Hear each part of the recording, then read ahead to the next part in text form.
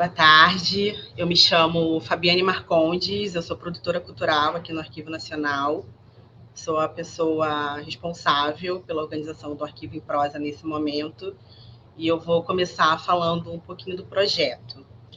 O Arquivo em Prosa é um projeto que pretende discutir temas transversais à arquivologia. Em 2022, o nosso objetivo é expandir o público do Arquivo Nacional, demonstrando que a instituição, ao guardar e conservar documentos de valor histórico, dá à sociedade brasileira a possibilidade de pensar sobre o seu presente e debater sobre o seu futuro. Por isso, foram planejados 4 temas a serem discutidos ao longo do ano. Carnaval e pandemia, que aconteceu em fevereiro desse ano. Cinema periférico, que vamos discutir hoje. Escritoras brasileiras, previsto para agosto. E religiões do Brasil, previsto para novembro. Agora eu vou passar a palavra para o Wilton Oliveira, que vai ser o mediador do nosso evento de hoje. Boa tarde, Wilton. Olá, boa tarde, Fabi, tudo bem? Saudações, pessoal. É com muita alegria que estarei essa tarde com vocês, fazendo a mediação desse debate.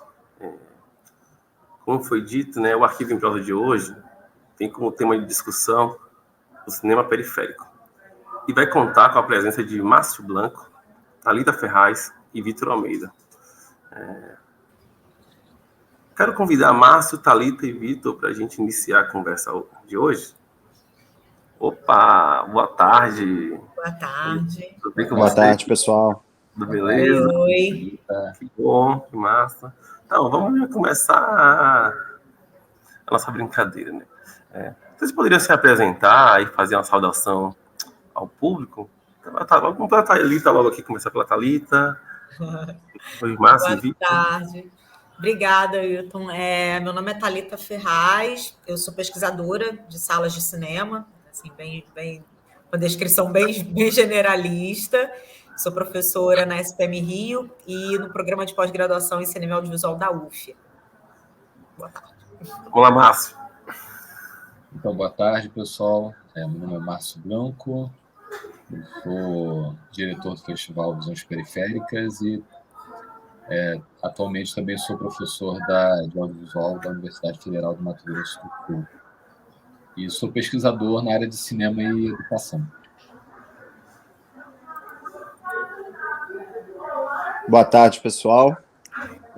Sou o Vitor, sou historiador social, sou historiador de formação, tenho meu mestrado pela UERJ, FFP, em História Social. Sou um curioso sobre os subúrbios cariocas, né? Sua cultura, sua produção social, suas interações com a cidade, e é através da minha página no Facebook que eu trouxe esse debate aí por quase 10 anos. A página Suburbano da Depressão está no Facebook, está no Instagram, humor debochado, com humor ácido sobre a cidade, sobre o subúrbio, enfim. Boa tarde. Valeu, Vitor. Thalita, o que te levou a pesquisar salas de cinema? Conta um pouco pra gente. Tá mudo. É um clássico, né, nas lives, começar a falar com o microfone mudo. Na verdade, eu comecei a trabalhar com pesquisa sobre esse tema de sala de cinema, justamente por causa dos fechamentos. Quando eu era jovenzinha, né, eu assistia ao fechamento dos cinemas de rua que existiram lá na Tijuca, que era o bairro onde eu, né, fui nascida e criada. E aí eu assisti, né, enfim, ao fechamento ao fechamento dos últimos cinemas que ainda existiam ali na Praça Sans Penha e seus arredores. E aí eu resolvi, né, estudar esse fenômeno de fechamento, principalmente, né, por conta das questões urbanas, né, desse esvaziamento urbano que acabava, né, se densificando por conta do fechamento das portas, né, o apagamento ali dos letreiros dos cinemas, né? Então foi por aí, e aí ao longo das minhas pesquisas eu comecei a trabalhar, né, depois que eu fiz um trabalho sobre os cinemas da Tijuca em si, eu comecei a trabalhar com questões de memória dos públicos, né, do pessoal, né, enfim, que tinha, né, esse costume, o hábito de ir ao cinema nas suas horas de lazer, sobre a presença, né, dos equipamentos urbanos, salas de cinema na rua, enfim, nas calçadas, com portas voltadas para as calçadas. Eu fui abrangendo mais áreas, né, do Rio de Janeiro, da Zona Norte, e, né, assim, recente, não é tão recentemente assim, já tem uns 10 anos, eu comecei a trabalhar com os cinemas do subúrbio da Leopoldina, né? Então, para pensar justamente a relação de proximidade desses cinemas que existiram ao longo ali, né, das estações da via férrea e em frente a, né, boa parte, né, a maioria das estações de trem dos bairros leopoldinenses. E, né, até hoje eu trabalho com essas temáticas de cinema, né, a presença ou a ausência do cinema no subúrbio, questões de memória, de nostalgia, ativismos dos públicos, né, em prol do resgate, enfim, desses cinemas e da memória, né, desses espectadores, enfim. Mais ou menos a minha orientação de pesquisa foi por aí.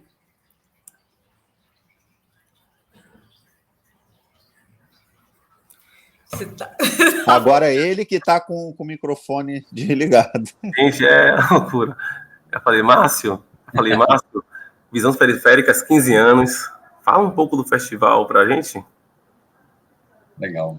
Então, o Visões Periféricas, ele começou em 2007.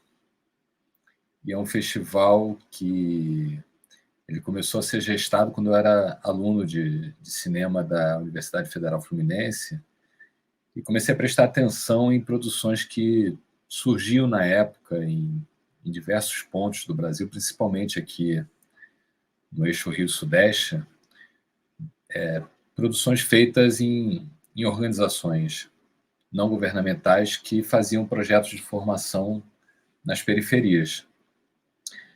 E essas produções começaram a chamar minha atenção, eu comecei a pesquisar a respeito delas e também sobre a história da utilização do audiovisual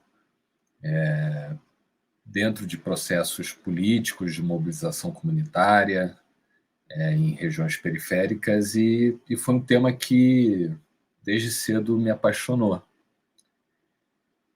E, bom, e nessa época, em 2007, não existia ainda um festival que aglutinasse essas produções que eram feitas na periferia.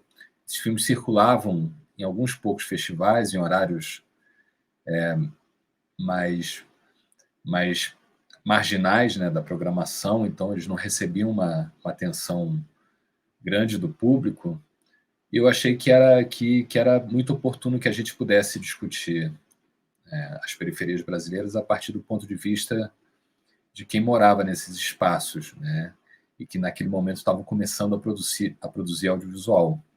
Então, o Visões ele surge desse desejo, né, de reunir essas produções em um evento, de dar um protagonismo para essas produções e de debater essas produções junto aos realizadores, junto a essas organizações não governamentais.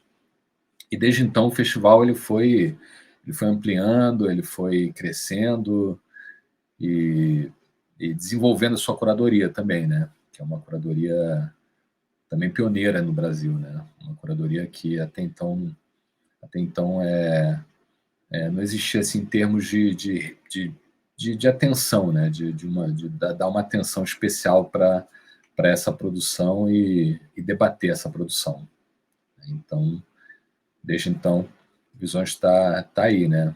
Contribuindo para poder ampliar a visibilidade desses realizadores, dessa produção, e atualmente, mais do que nunca, a gente poder ajudar a inserir esses realizadores dentro do mercado audiovisual, que eu acho que é o próximo passo que a gente tem que dar. É uma coisa que já vem acontecendo, mas que precisa avançar cada vez mais.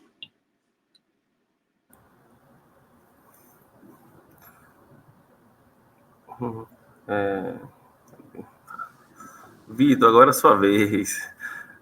Conta pra gente o que te levou a criar a página do Facebook do Suburbano da Depressão. Bom, a página surge de uma inquietação, né? Enquanto eu estava no meu quarto período do curso de História ainda na finada Gama Filho, né, uma perda imensa para o subúrbio, a Universidade Gama Filho. Inclusive tinha um cinema também, né? Mas eu sempre me questionei o porquê que o suburbano ele era depreciado dentro da sua própria cidade. Né? Eu sou da Penha, minha família toda do IAPI da Penha, e assim, eu sempre me incomodei porque que meus amigos de outras áreas, né, principalmente da Zona Sul, enfim, falavam que eu morava longe, morava mal, e eu via as pessoas falando que outras pessoas que não moravam ali nesse eixo mais turístico moravam mal.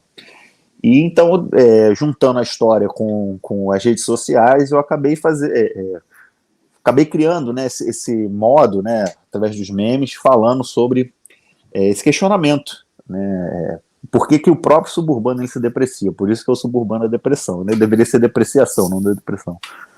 A página vai fazer 10 anos agora, em agosto. Eu achei que não ia dar nada, né? Não ia dar nem 100 seguidores, já passou de 440 mil no Facebook, no Instagram passou de 60 mil, né? De lá para cá eu já participei de Bienal, já fui colunista do Jornal Dia, já dei entrevista para caramba, já ajudei em roteiros audiovisuais sobre o subúrbio.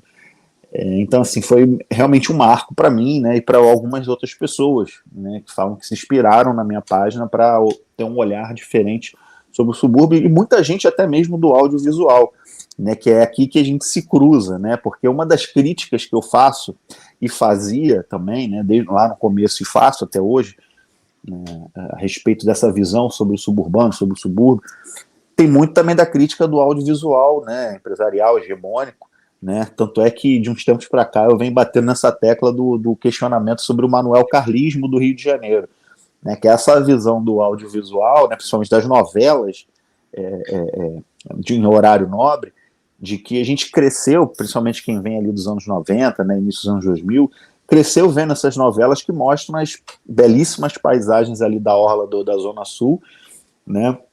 E que passam essa imagem, né, traduzem, né, o Rio de Janeiro como se fosse somente aquilo ali, né, somente aquela orla ali.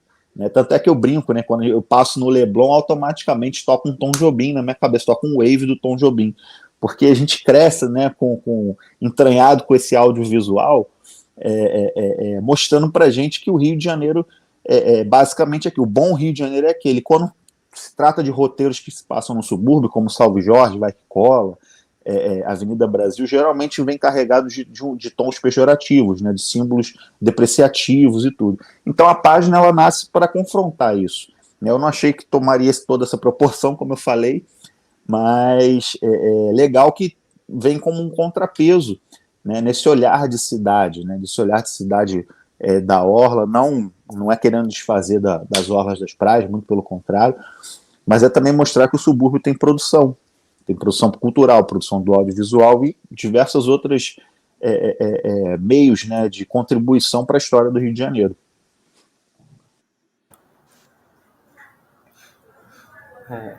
Antes de continuar a discussão aqui, queria dar um recado. Pessoal, o link do certificado já foi corrigido, né? Então, basta preencher o formulário com a presença para pegar o certificado.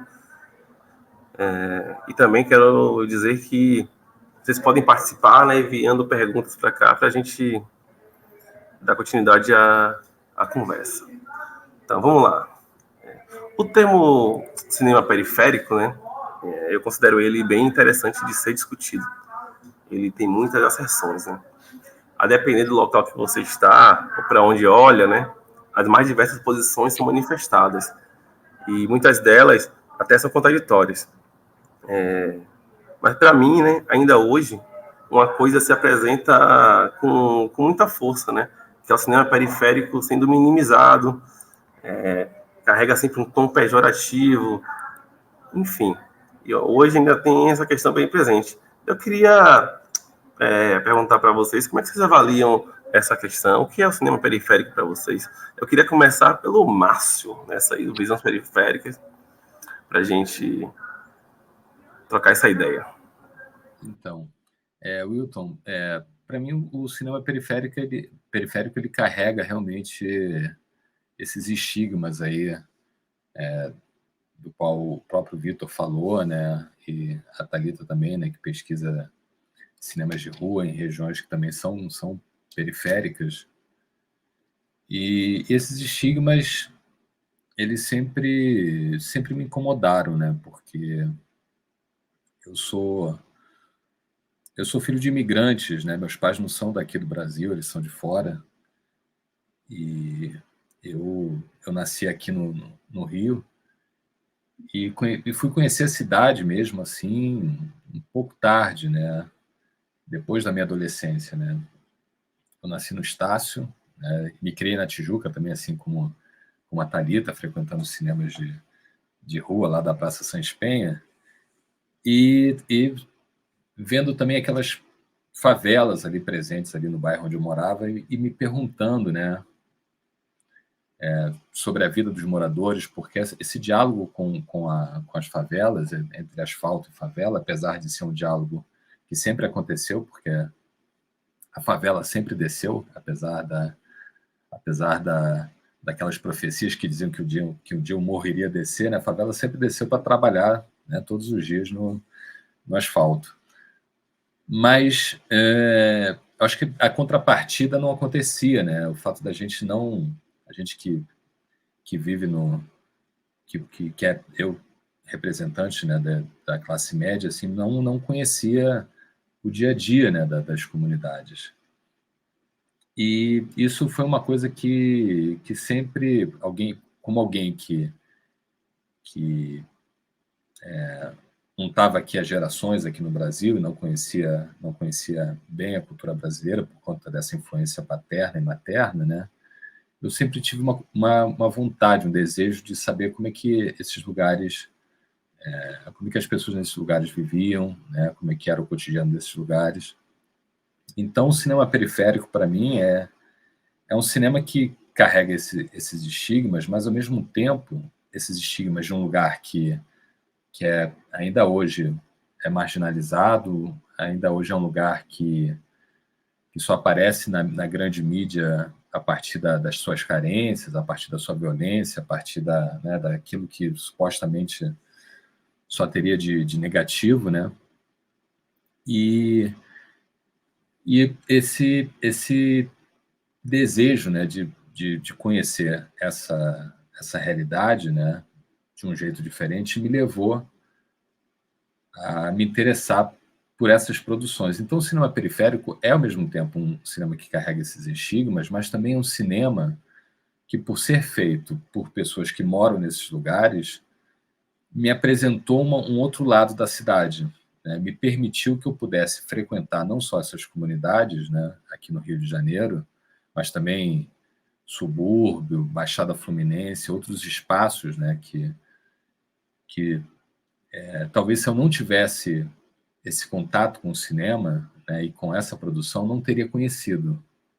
Então, o cinema periférico é um cinema que ainda carrega essa coisa pejorativa, né, esse nome periferia, mas, ao mesmo tempo, é um cinema que traz um potencial muito grande de novas narrativas, né, e também de uma contribuição muito grande para o próprio mercado audiovisual que precisa, né, se arejar, precisa se alimentar de novas narrativas. Eu acho que esse é um cinema que tem essa ambiguidade, ao mesmo tempo que traz essa coisa pejorativa, né, o que de uma certa forma rotula, né, e acaba estigmatizando, né, essa produção. Ao mesmo tempo é um cinema que está disputando essas narrativas sobre a cidade, né? Tá disputando as narrativas sobre a cidade, que tem uma contribuição muito grande para dar em termos culturais, estéticos e econômicos para o audiovisual brasileiro.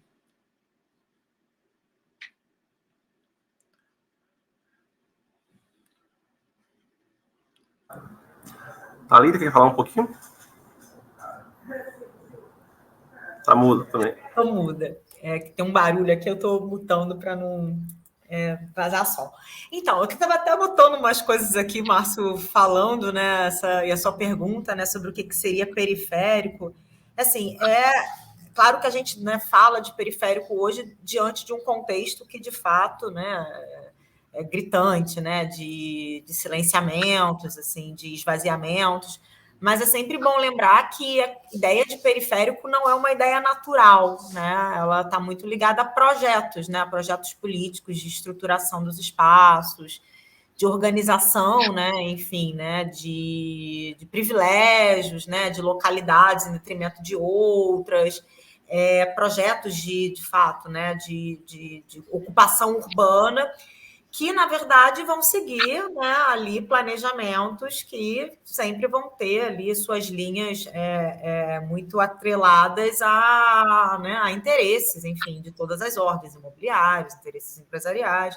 Então, assim, por exemplo, né, já vou para o cinema, mas, por exemplo, quando a gente fala em praia, né, em regiões praianas, né, essa associação que é muito feita, né, da Zona Sul com o lugar de praia, do lazer, enfim, né, a beira-mar, isso não é uma verdade, né? Isso não é uma verdade porque o subúrbio do Rio tem praia, né? E, assim, essas praias, elas foram sucateadas, né? Elas foram esvaziadas, elas foram poluídas, elas foram despojadas, né, dos seus lugares no lazer de veraneio, né?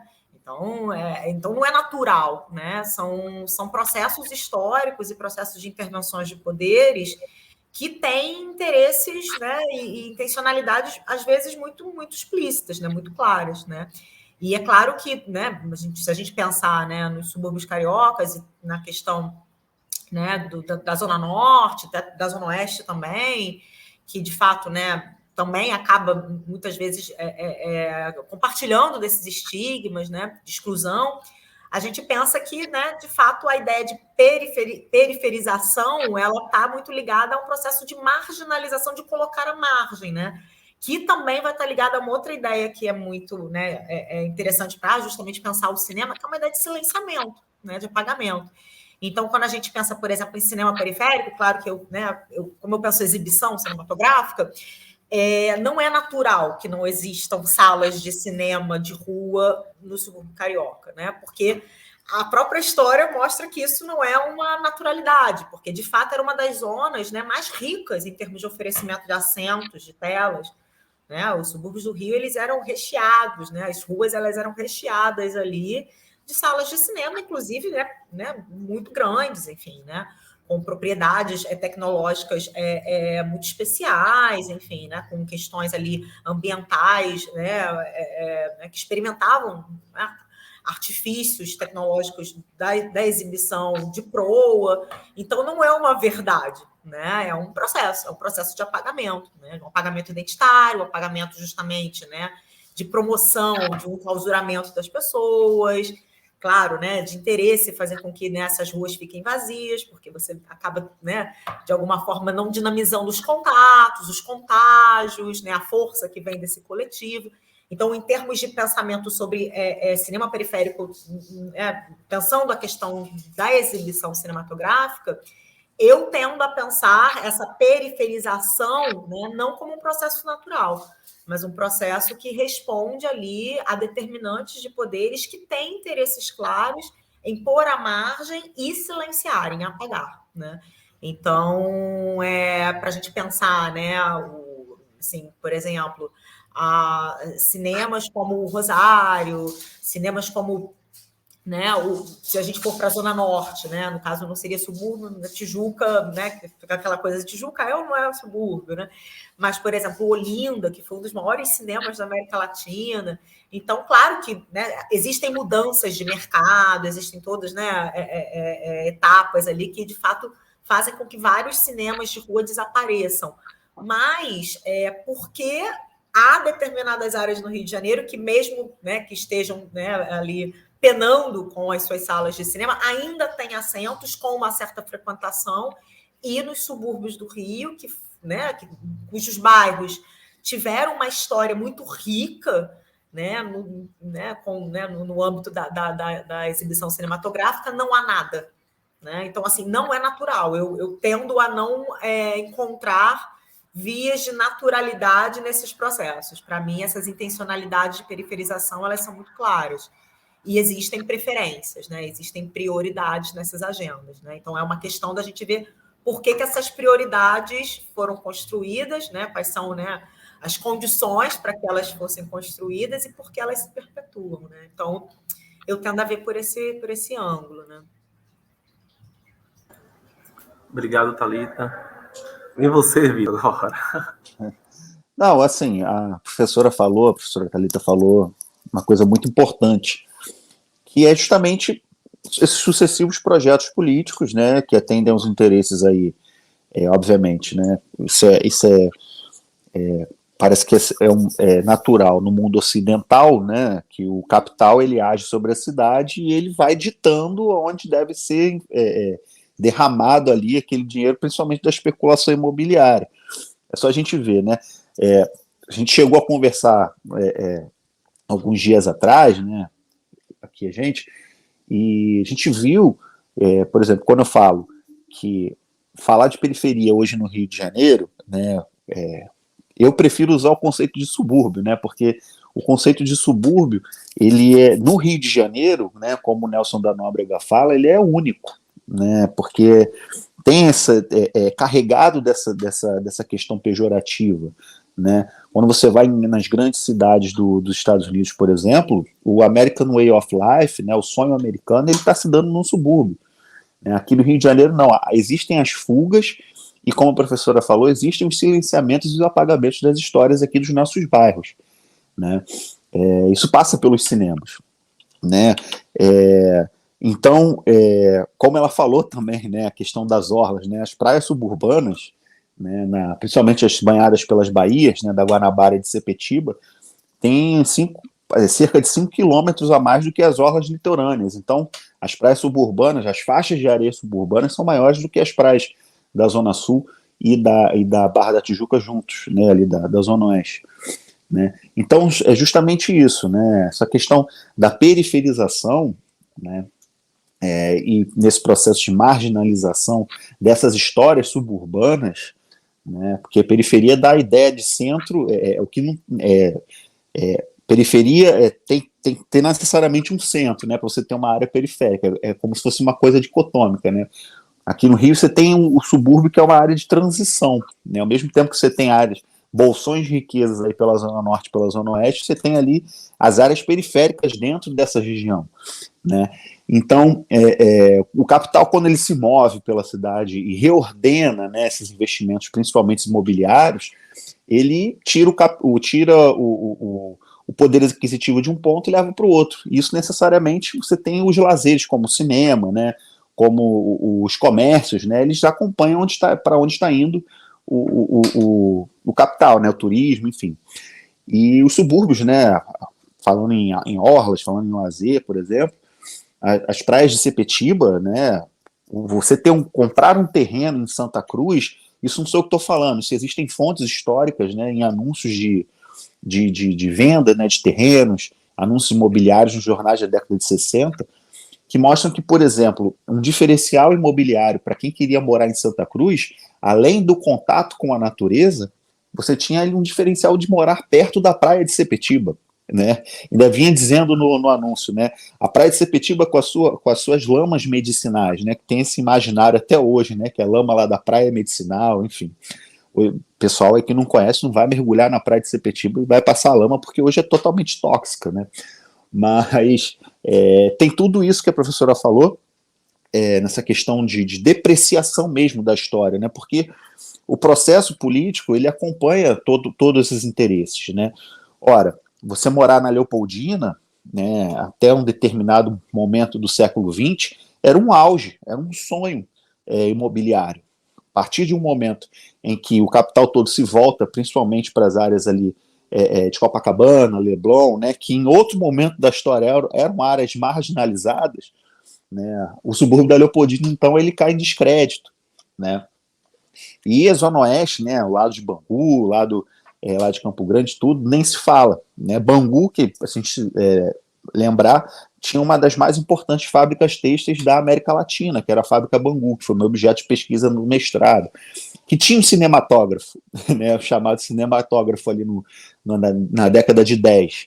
né, que é quando tem um apogeu ali da urbanização, do entorno da fábrica e tudo, que o gestor ele proporciona esses lazeres, né? Você inaugura o Bangu Atlético Clube, você dá uma nova sede para o Cassino Bangu, e em consequência você também tem um cinema, né? Porque você tem uma vida ali se movimentando, né? Você tem uma formação ali de uma classe média em torno da fábrica e tudo, que necessita entrar nesse eixo da Belle Époque, né? Então, justamente isso, quando você marginaliza a produção cultural, principalmente a produção audiovisual, você, ao mesmo tempo que você joga para o apagamento, né, você privilegia essas áreas onde você está sendo, onde os interesses políticos estão agindo junto com esses interesses aí do capital mesmo, né?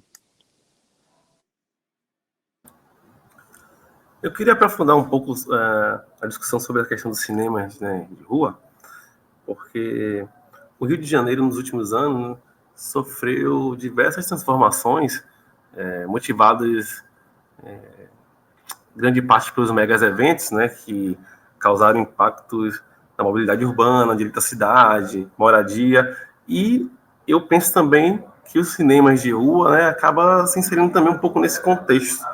Eu queria saber de vocês, o que é que como vocês veem e avaliam os fechamentos de cinemas, né, nos bairros do subúrbio e periferia do Rio.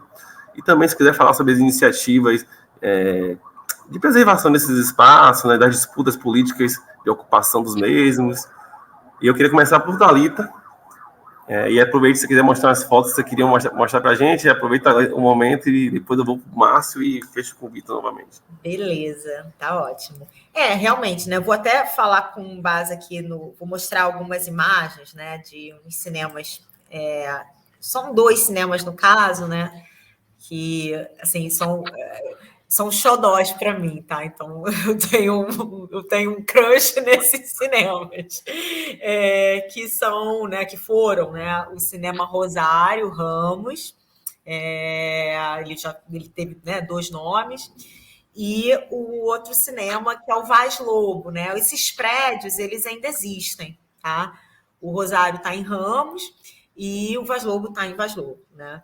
E ambos, né, estão fechados há algumas décadas, e foram cinemas importantes, né? O Rosário inserido, por exemplo, nesse eixo, né, das salas de cinema da Zona da Leopoldina, enfim, né, ao longo da linha do trem, a cada estação a gente poderia, né, ali encontrar cinemas de rua, né? Ou praticamente em frente ou nas proximidades. Então tinha a gente pode até dizer, né, porque não era de uma empresa só, mas a gente pode até dizer que havia ali um circuito, né, um circuito em que, inclusive, né, tem uma questão muito legal que é a provocação, né, de que esses cinemas permitiam de que as pessoas dos lados, né, contrários, né, cortados dos 2 lados dos bairros, né, que são cortados, né, pelas linhas férreas, pudessem fazer justamente esses trânsitos, né, com a motivação, às vezes, do cinema, né? Eu vou lá no Rosário,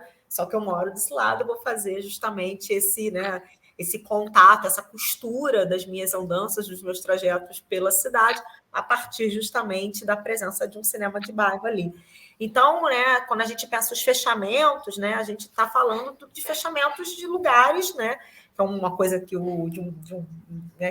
uma expressão que o João Luiz Vieira, que é um professor, né, mestre de todos, né, todo mundo que trabalha com sala de cinema, que pesquisa essas questões, é um grande mestre nosso, que ele, né, junto com a Margarete Pereira, fala, são espaços do sonho, né? São espaços em que você tem a possibilidade de encontrar outros mundos, né? Então, esses fechamentos, eles, para a cidade, nesse sentido, e para, né, as pessoas, para as suas subjetividades, produções de subjetividade, para as suas práticas, né, de sociabilidade, para as suas andanças, né, para os seus trajetos, esses fechamentos, eles acabam também empobrecendo as relações, né? Empobrecendo justamente essas potências, né, do encontro, do encontro com o desconhecido, né, esses acasos que são, né, que provocam justamente, né, tanto maus quanto bons encontros, mas que fazem justamente essa vivência do espaço, essa vivência, né, dos ambientes. E então, assim, é uma questão, quando esses cinemas fecham, né, eles também estão, claro, tem a questão do lazer cinematográfico, mas tem a questão da ocupação urbana, né, desse florescimento urbano, que uma sala de cinema, claro que há outros lazeres que também, né, acabam trabalhando nesse sentido, mas a gente não pode esquecer que lá dentro desses cinemas existem filmes, né, que estão exibindo questões estéticas e narrativas que fazem com que a gente, né, entre em contato com outras dinâmicas de pensamento, outras dinâmicas sensoriais, outras dinâmicas afetivas, né? Então, são espaços de importância social. Né? E aí, quando eles fecham, a gente tem essas perdas, né? Essas perdas que são, assim, muitas vezes irreparáveis, né? Muitas vezes a gente percebe que, por exemplo, o Vaz Lobo, né? Enfim, eu pesquisei o Vaz Lobo durante algum tempo, e quando você conversa, eu nunca frequentei o Vaz Lobo, enfim, quando ele fechou, acho que eu nem era nascida ainda, eu era muito, muito novinha. Mas quando você conversa com as pessoas que participam, né, do movimento Cine Vaz Lobo, que é um movimento fortíssimo, enfim, ligado ao IHGBI, né, que é o Instituto Histórico Geográfico da Baixada do Irajá, quando você conversa com as pessoas que estão, né, ligadas ao movimento Cine Vaz Lobo, frequentadores antigos, a gente percebe a lembrança justamente de outras dinâmicas urbanas do bairro de Vaz Lobo, que para algumas dessas pessoas, né, tem uma crítica também, que Vaz Lobo é um bairro que sempre ficou um pouco à margem, à sombra de Madureira, que de fato tem uma centralidade ali na região, mas, né, nessas memórias, nessas falas, a gente vê claramente, escuta claramente, que quando há o fechamento do Cine Vaz Lobo, há também uma certa perda, né, um vício, digamos assim, do bairro, né? Então, e mais ainda, né, quando quiseram destruir justamente o que há, né, de carcaça, de prédio ali do Vaz Lobo para a construção ali da linha do BRT, né, pelo menos o prédio está ali, né, pelo menos a memória viva da coisa, né, material está ali. Então, né, imagina, se o cinema já fechou e agora querem destruir o que resta desses vestígios, então o pessoal se mobilizou, né, contra essa destituição, né, da memória, enfim, desse né, quase um monumento que ele virou, né? Então, é uma questão assim que os cinemas de rua, né, acabam ensejando, né? São perdas grandes, né, para tudo, né, para as nossas relações, para as nossas, né, os nossos processos identitários, nossos lazeres, né, uma questão também, né, claro, né, a gente sabe que existem mais entraves para a gente acessar cinemas, né, então, por exemplo, a falta de um cinema de bairro, isso acontece, né, basicamente no Brasil inteiro, mas quando a área, né, já tem uma lacuna, né, em termos de possibilidades, né, de opções, a falta de um cinema de bairro que talvez, né, no passado tivesse ligações mais frouxas em relação justamente as questões de ingresso, a entrada, né, enfim, né, lugares assim que você tinha mais facilidade, mais democráticos nesse sentido, claro, empresas, mas com uma facilidade de acesso um pouco maior. E aí, quando a gente percebe, né, que o sujeito tem que pegar não sei quantas conduções, não dá para ir a pé, porque você tem, né, uma certa inviabilização das calçadas e das ruas, tem que ir de carro, tem que pagar o estacionamento para acessar uma sala, uma tela que está lá no shopping. Se você for, então, uma pessoa negra, principalmente se for, né, um rapaz jovem, você vai ser rapidamente perseguido se você entrar no shopping, né? Então, assim, são tantos entraves que talvez a falta, né, de um cinema de rua, de bairro, e aí se a gente pensar na gestão compartilhada, enfim, isso aí são, né, uma outra etapa, né, mas essa ausência ela tem, né, consequências às vezes muito desastrosas, né, às vezes muito intensas, que a gente acaba naturalizando, mas se de fato você puxar o fio desse novelo, a gente vê, né, claramente que isso interfere, né, na vida das cidades e das pessoas, né, a falta dos cinemas. Deixa eu parar de compartilhar aqui que eu estou... Márcio, pega um embalo aí para comentar. Já parei de compartilhar aqui, já não sei se já voltou aí. Pronto. Eu posso repetir a questão se você não lembrar. Não, eu fui criado com cinema de rua, né? A minha geração se formou em cinema com o cinema de rua e depois também com as locadoras, né? Que foi o começo, né, desse processo também de individualização, né, dessa prática de assistir filmes, né? Mas foi no cinema que eu comecei, né? E é muito curioso, né? E acho sintomático que muitos cinemas têm se transformado em igrejas, né? Igrejas evangélicas, principalmente, né? E porque, né, o cinema, enquanto experiência, sempre teve uma coisa meio religiosa, assim, uma coisa, né? Você entra num lugar, você senta, as luzes se apagam e você fica 1h30 ali assistindo a um filme, né? Numa introspecção, né? Tem um quê ali de experiência religiosa, né? Mas é uma experiência religiosa aberta para a diversidade de filmes que passam por uma tela de cinema, né? De programação e de tudo aquilo que essa diversidade de imagens pode provocar, né? Na formação da cabeça das pessoas, né? De abertura para o mundo, de abertura para o outro, né? Porque o cinema é uma experiência de alteridade muito forte, né? Ele te permite conhecer culturas de outros lugares que você não conheceria se não fosse o cinema. Você sai de uma sala de cinema, você conversa com as pessoas, você tem uma necessidade enorme de conversar com as pessoas sobre aquilo que você viu.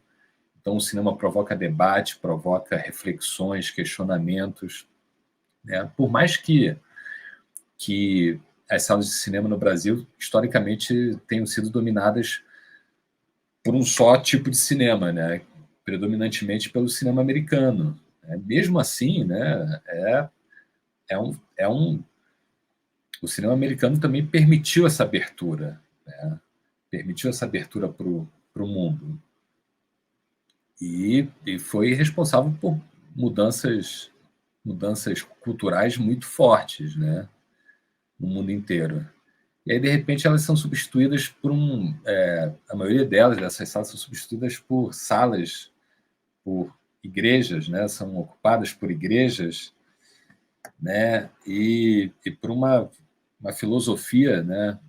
Uma filosofia de uma visão de mundo que é uma visão quase que hegemônica, né? Que tem a tendência de fechar, tem uma tendência de encerrar a nossa capacidade de se relacionar com o outro, né? E, bom, acho que isso é muito sintomático, né, porque isso também acompanha todo um processo, né, de individualização dessa experiência, né, da gente cada vez mais assistir a um filme dentro das nossas casas, sozinhos ou acompanhados por poucas pessoas, né? E sem se relacionar com a cidade, sem circular pela cidade, né? O que as salas de cinema também permitem, né? Que a gente circule pelas cidades. Então, é isso que a Thalita falou, né? O cinema, enquanto experiência coletiva, foi se perdendo, né? Foi cada vez mais se restringindo as nossas salas de casa, né? E isso acho que é muito ruim, né? Para a nossa capacidade, né? De enxergar o outro, de ver o outro, de se relacionar com o outro, né? E o cinema periférico, ele quando ele começa a aparecer agora, né? Quando ele começa a aparecer, ele começa a aparecer no momento em que as salas de cinema já estão cada vez mais diminuindo, desaparecendo, né? Então, o cinema periférico hoje está muito restrito aos festivais de cinema, né? Ele circula muito pelos festivais de cinema e pelo YouTube, né? E pela internet. Quando as pessoas colocam no YouTube, também tem um alcance muito, muito grande de público, né? Mas o cinema periférico perdeu essa possibilidade de estar nas salas de cinema comerciais, né? Acho que o destino agora cinema de periferia, né, para além dos festivais e para além da internet, eu acho que é ocupar salas de cinema de nicho, né, muito restritas, né, cinemas de arte, cinemas de... Enfim, que mesmo esses cinemas também, né, a gente viu agora, há pouco tempo, o Estação Net, né, quase fechando, né, por conta de problemas lá financeiros e tal, né, quase sendo desalojado ali de onde ficava, dos poucos cinemas de arte assim que a gente tem na cidade, né? Então, o cinema periférico, nem mais esses cinemas ele pode atingir, né, em termos de salas de cinema. Então, ele está realmente restrito aos festivais e restrito à internet. Os festivais se tornaram esse lugar, né? Esse lugar esse fronte de batalha, esse fronte ali de disputa. Então, é uma pena assim, que a gente, nesse momento, a gente não possa ter essa diversidade que a gente tinha, né, há 30 anos atrás de salas de cinema, né, para poder experimentar. Eu fico imaginando o cinema de periferia nessas salas de cinema, podendo ser frequentado pelo grande público, sabe? E podendo atingir e poder ser discutido, atingindo a população em geral de uma cidade, podendo ser discutido por essa população, né? Como que isso não teria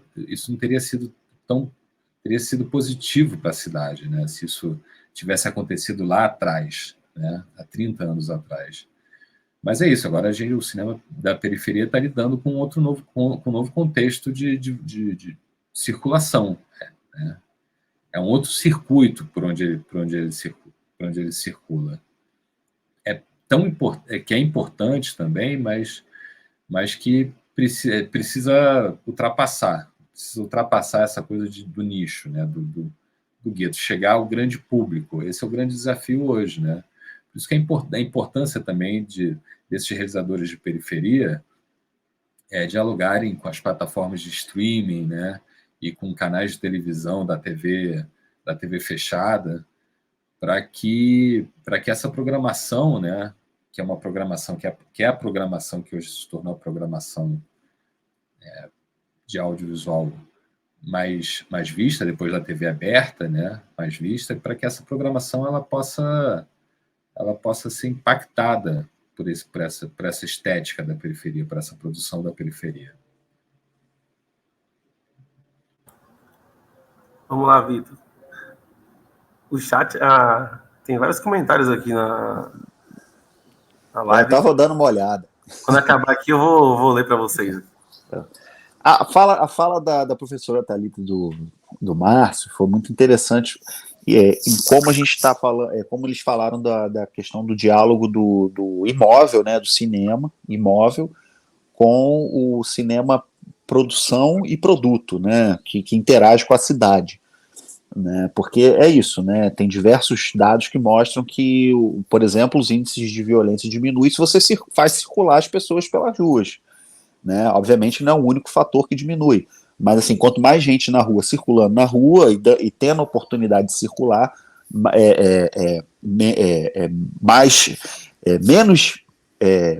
capaz de acontecer algum tipo de sinistro, né, de alguma coisa ali de crime, né. E isso, quando você fecha, por exemplo, um cinema, foi como a professora falou, isso afeta não só ao fechamento do prédio em si, mas também o entorno, né, um senso de comunidade, porque o cinema, assim como a banca de jornal, assim como a padaria, né, assim como a praça, eram pontos de encontro dos bairros. Né? A partir do momento que você tira esse ponto e você leva esse produto, né, esse ponto, né, de encontro para dentro de um shopping, por exemplo, e ali você reduz tudo, né, lojas, comércio, né, alimentação, tudo num único centro, você faz as pessoas se enclausurarem dentro de um espaço, né, e o outro onde eles moravam acabam se esvaziando, né, e só voltam para dormir, né, ou voltam para de passagem, enfim. Você tira realmente a vida da rua, né? Foi basicamente o que se diz. E aí é interessante porque na fala aí da Thalita e do Márcio, eu lembrei de uma vez que a gente foi num cinema em Vassouras, né? Que só tem um cinema na cidade pequena, do interior, a 2 horas aqui do Rio, né? Para quem não conhece, uma cidade histórica, enfim. É uma cidade que cresceu ali no período ali do ciclo do café, do século XIX, né? E você tem um cinema. E aí a gente foi assistir um filme, né? Eu e minha esposa, e a gente viu. A gente foi lá, carioca, né? Com a roupa normal, que a gente anda pela cidade aqui, o pessoal ia arrumado, né? Muitas mulheres de salto alto, totalmente maquiadas, né? Os rapazes perfumados, com as melhores roupas, enfim. É muito interessante. Eu lembrei do exemplo de Vassouras, porque eram 3 sessões no dia, né? A gente pegou, acho que a última sessão, que não era tão tarde, né? Era por, acho que 7 horas da noite, 7, 8 horas da noite, e o pessoal realmente, antes, né, de começar a sessão, o pessoal se reuniu ali no entorno ali do centro histórico, né? Comia alguma coisa ali fora, né, conversava com os amigos e tudo, esperando a sessão. E eu lembrei, né, quando a Thalita falou do fechamento, por exemplo, do Rosário ali em Ramos, do quanto devia ter vida ali, né, quando ele era vivo, como funcionava como cinema, que depois passou a virar uma casa de shows, uma casa de espetáculo, de shows, né, enfim. Então, eu lembrei desse exemplo de Vassouras, porque realmente, né, esse equipamento cultural, né, não é só o imóvel, esse equipamento cultural, ele movimenta não só a finalidade dele, né, não só traz só a finalidade de passar o filme, mas também movimenta todo o entorno, né? Se traz vida ali, as ruas ficam movimentadas, né? As pessoas elas vestem a sua melhor roupa, né? Para ir, né? Para se encontrar com os amigos, né? Com o companheiro, com a companheira, né? É muito bacana, foi muito bacana, porque quando a professora falou da questão ali do lazer, né? Eu lembrei dessa experiência que a gente teve em Vassouras, né, e foi muito interessante, porque realmente, cidade pequena, né, você tem ali o cinema como um dos vetores ali, né, de interação, né, entre a comunidade e a cidade. Foi muito bacana. Então, assim, quando você fecha um cinema e você leva a um destino, como estavam fazendo, por exemplo, ao Cine Guaraci, lá em Rocha Miranda, né, querendo destruir tudo, né, enfim, para colocar ali uma loja de departamentos, enfim. Você não só arrasa, né, com esse monumento, né, com esse imóvel histórico, mas também atinge diretamente a memória, né, das pessoas, né, de quem morava e das futuras gerações. E aí a gente entra naquele processo que a gente falou na primeira fala. Você tira o direito de um bairro suburbano carioca de ter ali a sua história sendo contada, sua história social e cultural sendo contada, e também econômica, né? Então, o fechamento do cinema, assim, é uma reação em cadeia, né? Tanto material quanto imaterial. Eu vou ler aqui os comentários que estão aqui no chat, né? A Tássia, ela fala, em Campo Grande, que eu me lembre, tinha 2 cinemas de rua, um virou igreja e o outro restaurante popular.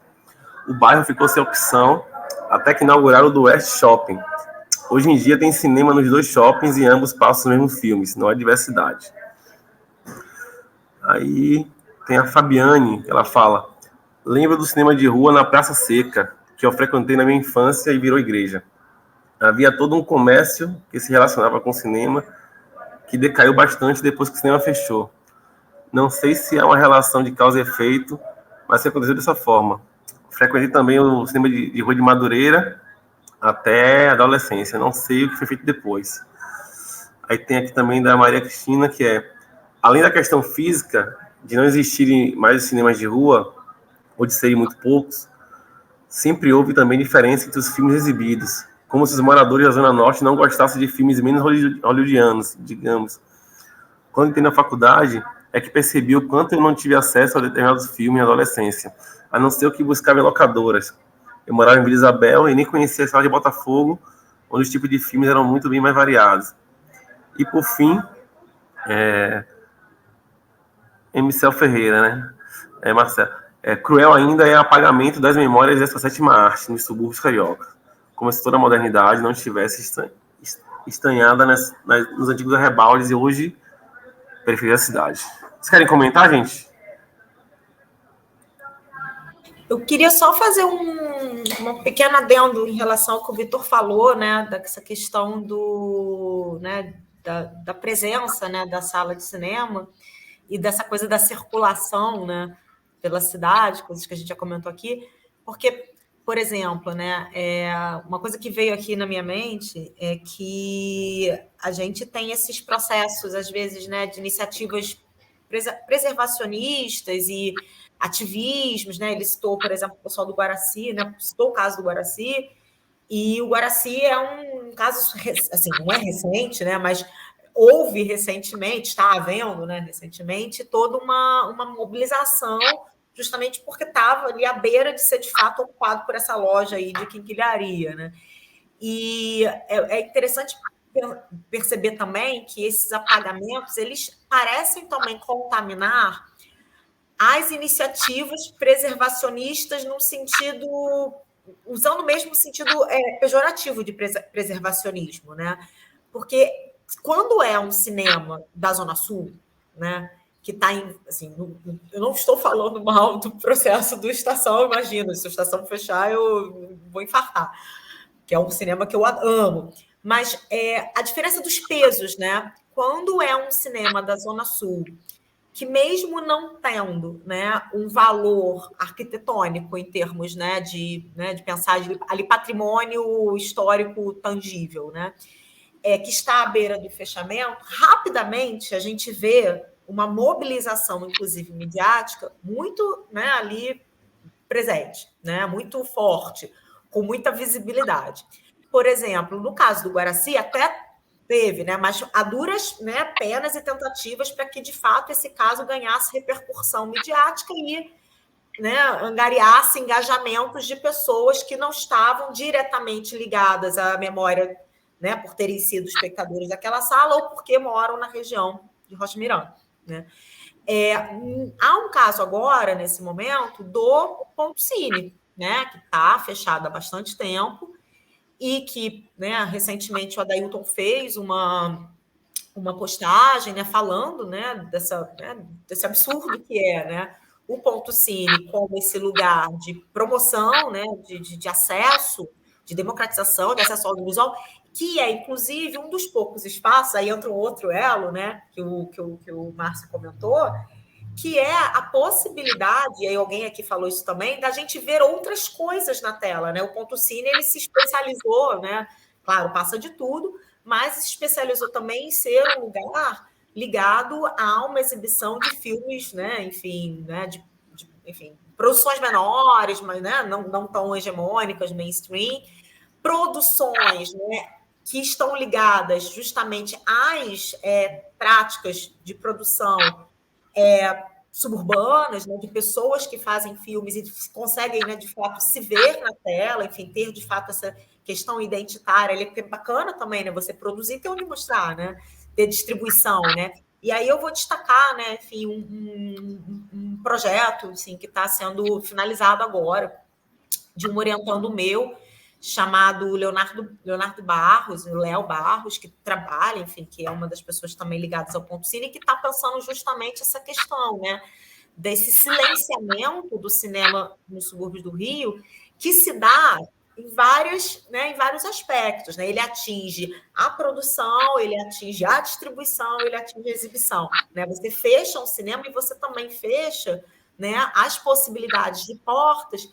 É um ciclo, né? Assim, de pessoas que estão fazendo cinema no subúrbio terem ali um acesso um pouco mais facilitado, que a gente sabe que as grandes, né, empresas exibidoras, elas querem passar Marvel, né? E a gente vê que essa ocupação das salas com esses filmes, né, que isso é um processo, né, um processo histórico nosso, uma questão histórica comum, né? Na ocupação das nossas salas no Brasil. Mas essa questão, por exemplo, do Ponto Cine, era para estar uma mobilização, né?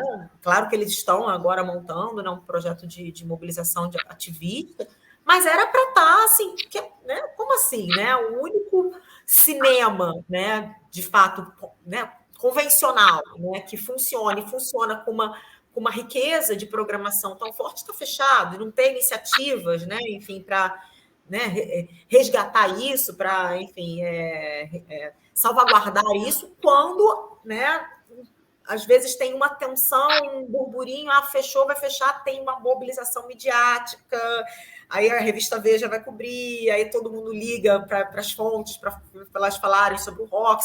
Não que esses cinemas, né, não tenham ali isso importante, né? Mas por que não esses olhares, essa visibilidade, né, também não é dada, né, 2 pesos, 2 medidas para, por exemplo, o Ponto Cine, né, que está aí, né, com essa dificuldade de retomada. Alguém quer comentar? Ou eu posso caminhar? Eu achei, se eu só complementar o que a professora falou, que aí entra um pouquinho também do debate político, né? Porque é aquilo, né? A gente que mora aqui na região, né? Tijuca, né? Começando da Tijuca para cá, eu moro na Ilha do Governador hoje, enfim. A gente vê que cultura, no geral, né? Tanto do audiovisual, quanto questão de acesso a museu, a acervos históricos, né? Tudo, cultura no geral, né? Produção cultural no geral. Ela, no Rio de Janeiro, né, tem CEP, né? Foi como a professora falou. Quando um Estação Net, né, um Rox fecha, né, obviamente ninguém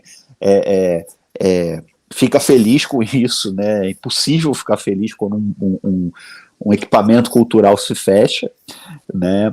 Mas é isso, porque assim, a gente sabe que onde existe o trânsito, né, dos grandes produtores culturais, dos grandes escritores, obviamente você tem ali uma maior mídia, você tem uma maior mobilização política em torno daquilo, né? Obviamente não tem os grandes figurões aí, principalmente da imprensa, não moram em Guadalupe, né? Obviamente, se fossem vizinhos do cinema, né, lá que está fechado, obviamente aqui a mídia já estava bombando, né? Já estava uma mobilização política, já tinha deputado, já tinha matéria diariamente lá falando, já tinha mobilização, já tinha abraçaço lá no cinema, né?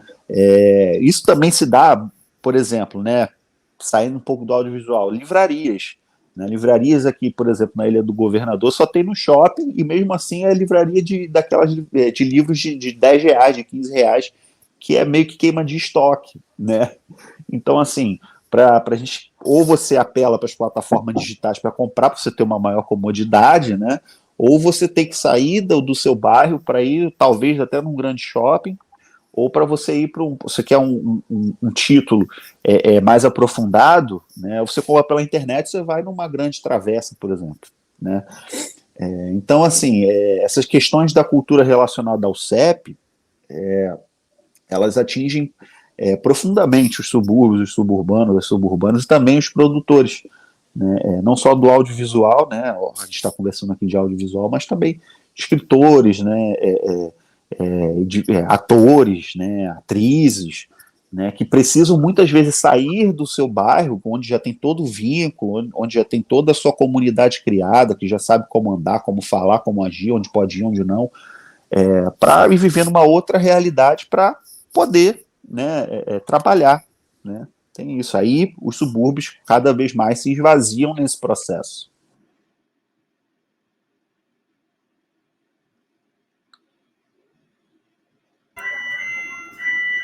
Márcio, quer comentar ou posso seguir? Seguimos. Vamos lá. Agora é a hora de dar uma provocada. Seguinte, eu vejo que existem iniciativas e manifestações pela defesa do cinema de rua, né? É quase um culto, de certa forma, que eu não visualizo. E quando se relaciona com a periferia, eu vejo muitas contradições, né? Entendo que os cinemas de rua carregam coisas positivas, mas também muitas contradições E se nós embarcarmos, né, em iniciativas sem reflexão e criticidade, vão perpetuar estruturas e hierarquias que no passado não eram tão democráticas assim. Por que eu falo isso? O cinema na periferia não era tão democrático assim. Os filmes, né, que sempre foram exibidos, né, não eram periféricos. Muitas das vezes, né, eles retratavam uma imagem da periferia totalmente pejorativa. E aí dá para entrar também no debate da construção de imagem, né? Que imagens são essas que são exibidas da periferia, né? Espaços que machistas, racistas, homofóbicos, né?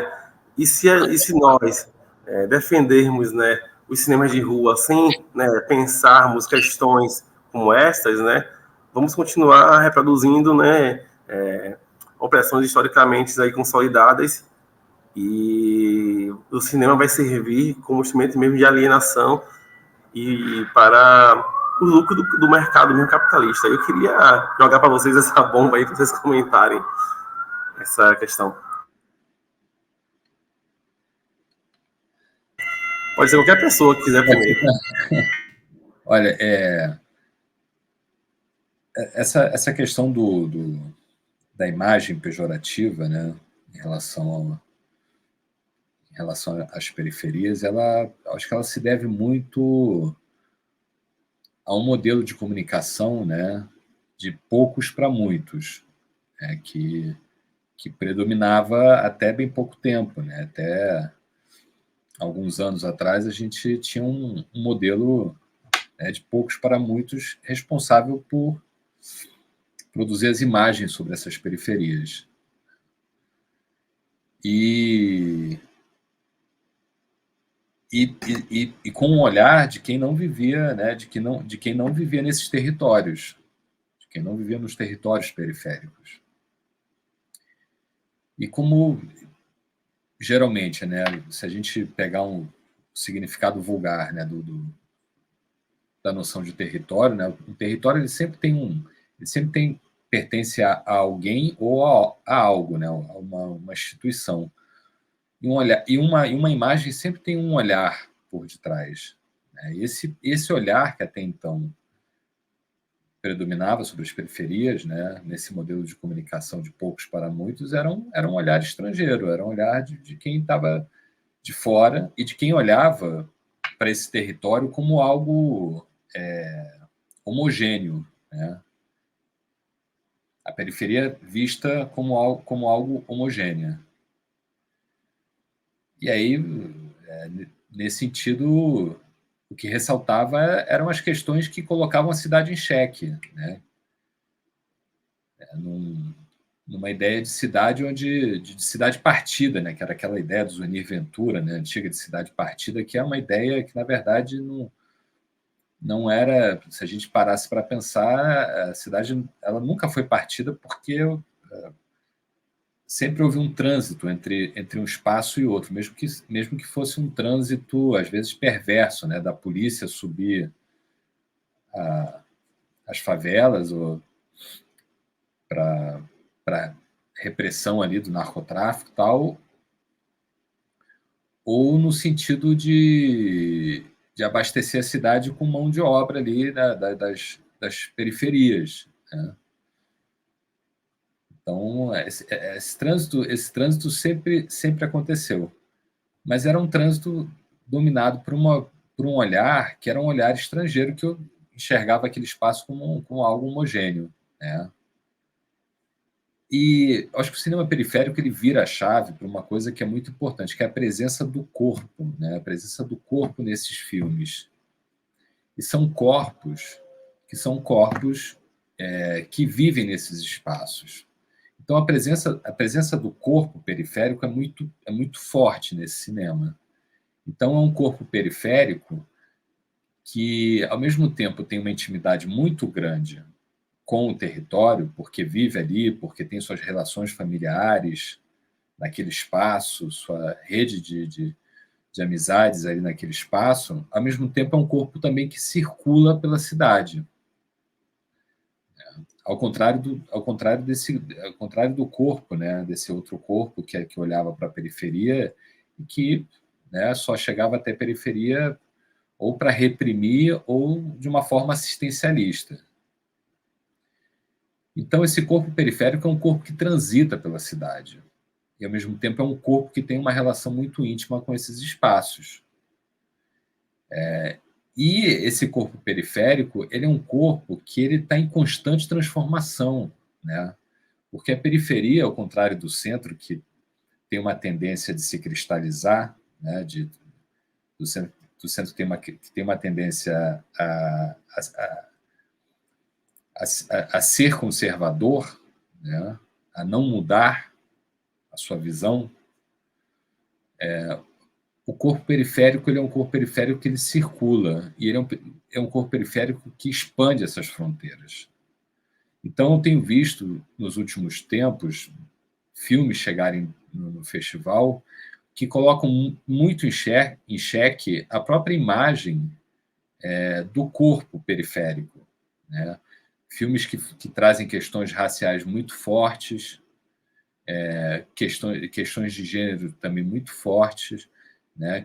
Colocando em questão sexualidade e colocando em questões até certos rótulos, né, da periferia, como, por exemplo, um filme chamado Majur, sobre um comunicador indígena que é trans, né, que vive lá numa aldeia da região norte do país e que dentro da sua própria aldeia, né, é alguém que tem um corpo que se difere ali, né, que um corpo ali que tem uma experiência ali diferente dos corpos e coloca em xeque a própria visão da cultura indígena, né? Então, a nossa tendência, né, é sempre olhar para esses espaços de uma forma homogênea. Isso que o cinema periférico faz é colocar em xeque também essas visões, porque esse corpo está em circulação. Ele está o tempo inteiro também se problematizando, porque é um corpo que circula. Ele não está... ele não é um corpo satisfeito, né, com uma visão homogênea sobre si, né? É um corpo que está sempre... Então, tenho visto muitos filmes onde o próprio realizador ele se coloca na frente das câmeras, ele se coloca em xeque, né? Ele discute a sua própria imagem. Então, eu acho que isso é muito interessante, é um dado muito importante do cinema que vem da periferia. E não é à toa que um cinema que é um tipo de produção que cada vez mais interessa também ao mercado audiovisual carente de novas narrativas, né? E também ansioso por atingir um público também que é um público que precisa se ver nas telas, né? Que é cada vez mais exigente com isso, né? De se ver nas telas, né? De se ver refletido nas telas.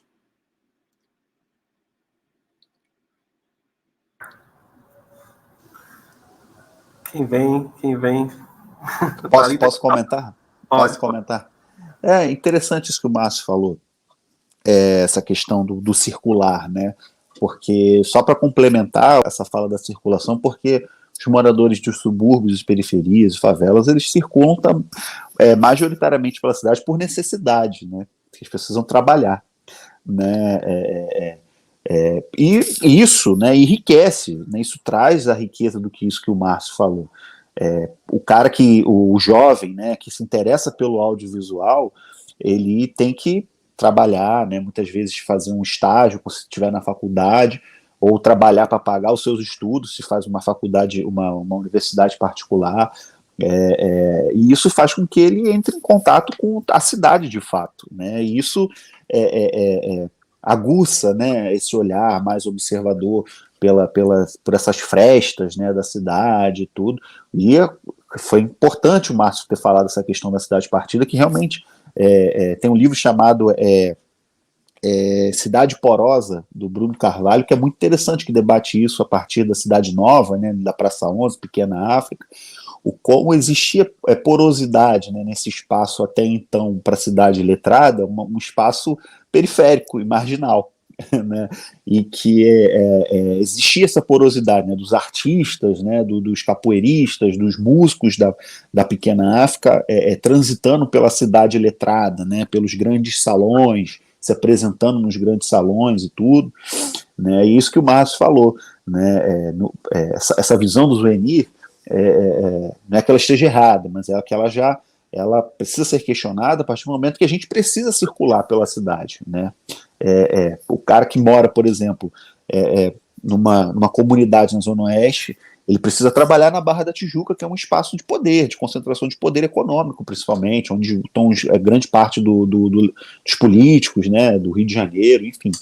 Então, assim, tem essa porosidade que aguça aí o olhar de cidade que ajuda a produção do audiovisual para quem é do ramo, né? E potencializado principalmente pelas redes sociais. Não vamos esquecer das redes sociais, né? Hoje praticamente todo mundo tem um celular e a produção do audiovisual muitas vezes se dá na gravação de celular, né? A gente não pode esquecer isso, porque as redes sociais elas permitiram, né, que esses atores e atrizes, né, esses produtores e produtoras de conteúdo e de audiovisual dos subúrbios, das periferias e favelas também se expressassem através das redes sociais, né, e dos seus perfis, né, do Twitter, do Instagram, do Facebook, fazendo lives na pandemia. Isso é muito importante, porque isso aumenta até mesmo essa capacidade de transição, agora não só no mundo físico, mas também no mundo virtual, né? Eu falo por experiência própria, porque o Suburbano da Depressão, né, o Padrinho, ele nasce das minhas experiências de olhar pela cidade, né, de que eu trabalhava no centro, morava em Olaria na época, e eu via ali, né, observava algumas coisas e jogava na internet através de texto, através de meme, e acabei capturando um monte de gente que se enxergava naquilo, né? Então, tem esse trânsito físico e tem o trânsito digital, né, que favorece pelas redes sociais, pela relativa facilidade de se ter um aparelho de celular, né, com uma câmera relativamente boa, que proporciona isso tudo.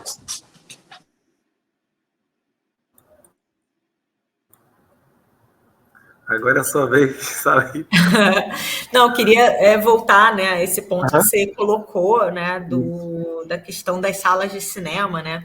É até uma coisa assim que acontece muito em alguns projetos de reabertura, até de mobilizações, ativismos, né, em prol de salas de cinema. Às vezes esse ponto, né, sobre a gestão do espaço, né, a programação que vai ser empreendida nesse espaço depois de reaberto, às vezes essas questões passam ao largo, né? Às vezes elas não acabam não sendo pensadas por conta dessa avidez até um pouco nostálgica, até romântica, né? De pensar, né, a sala de cinema, o cinema como aquele, né, lugar que é um culto, né, que se configura historicamente, né, enfim, da modernidade, né, que teve sim, né, uma face popular, mas que sempre, né, pelo menos no Brasil, esteve nas mãos de poucos, né?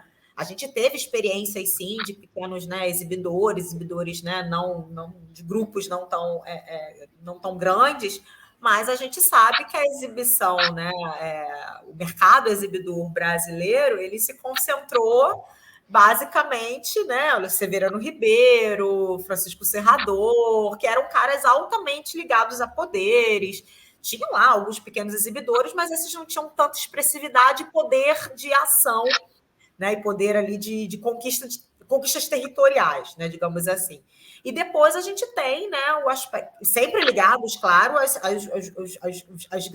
aos grandes conglomerados, né, ao mainstream do cinema, produtor e distribuidor. E depois a gente tem as grandes exibidoras, né, internacionais, enfim, que vêm e arrematam o que resta de mercado, ficam concorrendo ali com o Severiano Ribeiro, Grupo Kinoplex. Então, quando a gente fala, por exemplo, em sala de cinema, em questão de memória, né, de cinema de rua, processos assim de ativismo, mobilizações, né, até da sociedade civil, de moradores em prol, né, de planos de reabertura ou de não fechamento.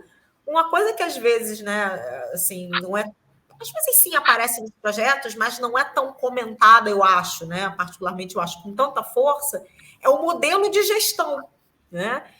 Que, por exemplo, se a gente pensar até em políticas públicas voltadas para isso, como, por exemplo, existe um programa no âmbito da Rio Filme, que é a empresa de cinema, né? Ela é uma distribuidora, mas ela é a empresa de cinema da Prefeitura do Rio. A Rio Filme tem um programa chamado Cine Carioca, que no seu texto inaugural, né, previa a expansão do número de assentos, né, e telas em áreas cariocas, né, com lacunas, né, com poucos números de assentos, né, e isso de fato ali recaía, né, por essa região, né, Zona Norte e subúrbio. Então, durante muito tempo, esse programa ele voltou muito o seu olhar para justamente reabertura e aberturas, né, de cinemas nessas áreas. Então, se prometeu muito, era a época assim era outra gestão do Eduardo Paes, aí tinha lá o Sérgio Saleitão como diretor-presidente da Rio Filme, então tinha todo um burburinho, vai reabrir esse, vai reabrir o Guaraci, vai, né? E a gente teve, né, todo o empenho em prol do Imperator, né? Só que quais eram os critérios para que a empresa, né, a gestora, né, pudesse participar e eventualmente ganhar o edital, né? Que ela tivesse, né, histórico na área de exibição, que ela prometesse efetivamente a reabertura, enfim, no caso não foi uma reabertura, mas foi, né? Porque de fato é um. Ai, gente, esqueci a palavra agora. É um cultural. Ai, gente, esqueci a palavra agora. É um centro cultural, né? Que tem. Equipamento cultural, é um centro cultural, né? Que tem, né, de fato, um cinema ali dentro. Não é mais o Imperator, né? Mas é o Cine Carioca Imperator, né? E do Centro Cultural João Nogueira. Só que quem ganha esse edital? Quem faz a gestão? Né? Severino Ribeiro. Né? Então, assim, também a gente tem que pensar que essas propostas, né, de reabertura, de pensar a sala de cinema em lugares que, de fato, precisam, né, retomar as rédeas das suas identidades e provocar também, né, a participação mais efetiva das próprias pessoas, né, que configuram aquele lugar, que, enfim, que moram nesses lugares, que tem uma representatividade em tela, como o Márcio colocou, dos filmes, né, com os quais ele de fato lida no festival. É preciso também pensar, né, em termos práticos, essas políticas, esses modelos de gestão. Eu, particularmente, creio muito na questão de investimentos públicos, né, para, enfim, retomada ou abertura ou reabertura desses cinemas, desses espaços, mas uma parceria forte, por exemplo, com a rede cineclubista, principalmente as locais, né? E aí, de fato, a gente pode pensar, né, numa inserção real, né, desses equipamentos e validá-los, digamos assim, né, dentro das dinâmicas locais, né? A gente tem, por exemplo, em São Paulo, um modelo que não é de excelência, porque tem vários problemas, mas o circuito SP-Cine, né, que tem essa coisa, né, ligada, por exemplo, à questão das zonas de interesse cultural, com gestões compartilhadas, com programação pensada, curadoria e programação pensadas junto com esferas produtoras e distribuidoras locais, por exemplo, né, um festival Visões Periféricas, atuando justamente ali junto com, né, um equipamento que possa, de fato, ter uma programação que dê visibilidade a outras estéticas, a outras narrativas porque se for para reabrir, para botar mais um filme da Marvel, para ser mais um dos 300 mil cinemas, né, a gente não tem tantos assim, mas mais uma das não sei quantas salas passando a mesma coisa, aí eu acho melhor, sinceramente, transformar em equipamento, né, em museu, em monumento, porque, de fato, não está se vinculando ali a uma potencialização, uma efetividade, né, da potência que aquele lugar pode exercer para uma prática de fato, né, para algo concreto, né, para uma dinâmica audiovisual que aí sim seja de fato democrática. Né? Se for só pela nostalgia, né, que lamenta, melancólica, porque tem que abrir, e ficar, né, fazendo justamente, né, apenas o mais do mesmo, de uma estetização que a gente vê, como o Vitor colocou, né, da dinâmica Manuel Carlista, né, aí realmente a gente, né, eu acho que não vejo tantas vantagens. Né? Então, acho que tem que ser pensado, né, acho que o que tem que ser pensado também são modelos de gestão, políticas públicas que, de fato, promovam essa produção coletiva desses espaços e uma vida coletiva para esses espaços pensada por quem lida, né, com esse cotidiano, quem está no entorno, interesses que fujam um pouco, porque as funções elas não vão deixar de existir. Vai ter a sala de cinema de shopping, vai cumprir a sua função, né, vai ter. Mas esses espaços, eu acho que eles merecem planejamentos um pouco mais sustentáveis nesse sentido de dinâmicas democratizantes, né? Democráticas, mas democratizantes, né? Prevendo assim essas ações. Maravilha. Então, com essa importante reflexão que a gente vai deixar no ar, a gente vai encerrar a atividade de hoje. Eu queria agradecer a quem ficou aqui nos acompanhando até agora, que mandou questões, e para vocês, né, ter toparem participar e ter dialogado conosco. Então, eu queria abrir esse momento com as considerações finais de vocês e agradecer, né? Muito obrigado e a gente se vê por aí. Pode ser à vontade, anarquizou tudo aqui agora, pode falar. Considerações finais é sempre difícil de fazer, né? Bom, não sei se Thalita e Vitor tem alguma coisa aí para falar. Eu só queria agradecer o espaço, né? Porque, assim, tá aqui, numa atividade do Arquivo Nacional, cara. Eu, como historiador, tô honrado de estar aqui. Chique, né? Quem diria, né? Um falador de besteira na internet está aqui numa atividade do Arquivo Nacional.